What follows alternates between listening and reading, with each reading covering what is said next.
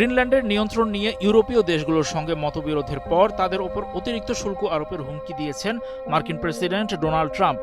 উত্তেজনা তীব্র হওয়ার প্রভাব পড়েছে মূল্যবান ধাতুর বাজারে, কারণ বিনিয়োগকারীরা নিরাপদ সম্পদের দিকে ঝুঁকতে আরম্ভ করেছেন।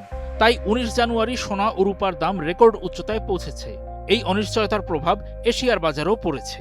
দিনের শুরু থেকেই বিনিয়োগকারীদের মধ্যে সোনা ও রূপার প্রতি বাড়তি আগ্রহ দেখা গেছে। ওই দিন গ্রিনিচ সময় 1:10 নাগাদ স্পট সোনার দাম 1.6% বেড়ে প্রতি আউন্সে 4,670.01 ডলারে দাঁড়িয়েছে। দিনের শুরুতে এটি 4,689.39 অর্থাৎ সর্বকালের রেকর্ড উচ্চতা ছুঁয়েছে। স্পট রূপার দাম 4.4% বেড়ে 93.85 ডলারে দাঁড়িয়েছে। এটি এক পর্যায়ে 94.08 ডলারে উঠেছিল। বিশেষজ্ঞরা বলছেন, শুল্ক আরোপ, বাণিজ্য উত্তেজনার আশঙ্কা এবং ভূরাজনৈতিক জটিলতা বাড়লে নিরাপদ আশ্রয় হিসেবে সোনা ও রূপার চাহিদা আরও বাড়ে, যা সরাসরি প্রভাব পড়ছে দামে। 17 জানুয়ারি ইউরোপীয় মিত্র দেশগুলোর ওপর শুল্ক বাড়ানোর অঙ্গীকার করেছেন মার্কিন প্রেসিডেন্ট। যুক্তরাষ্ট্র যতক্ষণ গ্রিনল্যান্ড কেনার অনুমতি না পাবে ততক্ষণ তা অব্যাহত থাকবে। এমন পরিস্থিতি আর্কটিক অঞ্চলে ডেনমার্কের বিশাল দ্বীপটির ভবিষ্যৎ নিয়ে বিরোধ আরও বাড়িয়ে দিয়েছে। ট্রাম্প যেন তার ইউরোপীয় মিত্রদের ওপর শুল্ক চাপানো থেকে বিরত থাকেন, তার তীব্র চেষ্টা চালাচ্ছে ইউরোপীয় ইউনিয়ন।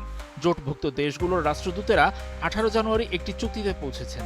ওই চুক্তির লক্ষ্য হল শুল্ক আরোপ করা হলে প্রতিশোধমূলক ব্যবস্থা নেওয়ার প্রস্তুতি যেন নেওয়া হয়। ইইউ কূটনীতিকেরা এমনটি জানিয়েছেন। সংবাদ মাধ্যম ব্লুমবার্গ জানিয়েছে, দেশগুলো $108 মিলিয়ন মূল্যের মার্কিন পণ্যের ওপর প্রতিশোধমূলক শুল্ক আরোপের সম্ভাবনা নিয়ে আলোচনা করছে।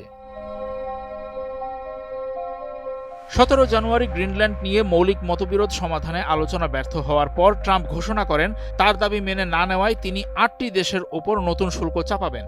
তিনি বলেন, যদি তারা গ্রিনল্যান্ড দিতে রাজি না হয় তাহলে 1 ফেব্রুয়ারি থেকে Denmark, Norway, Sweden, France, Germany, যুক্তরাজ্য, নেদারল্যান্ডস এবং ফিনল্যান্ডের ওপর 10% শুল্ক আরোপ করবেন, যা 1 জুন থেকে 25% বাড়বে। এই পদক্ষেপের ফলে 450 মিলিয়ন জনসংখ্যার 27টি দেশের বাজার ইউরোপীয় ইউনিয়নে পণ্য ও পরিষেবা আমদানি রোধ করা সম্ভব হবে। তাৎক্ষণিক প্রতিক্রিয়ায় ইউরোপের দেশগুলো একটি যৌথ বিবৃতিতে বলেছে, শুল্ক হুমকি ট্রান্স আটলান্টিক সম্পর্ককে ক্ষতিগ্রস্ত করে এবং তা বিপজ্জনকভাবে নিচে নামার ঝুঁকি তৈরি করে। এই পদক্ষেপ গত বছর মার্কিন যুক্তরাষ্ট্র এবং ইউরোপীয় ইউনিয়নের মধ্যে স্বাক্ষরিত একটি বাণিজ্য চুক্তিকেও হুমকির মুখে ফেলেছে।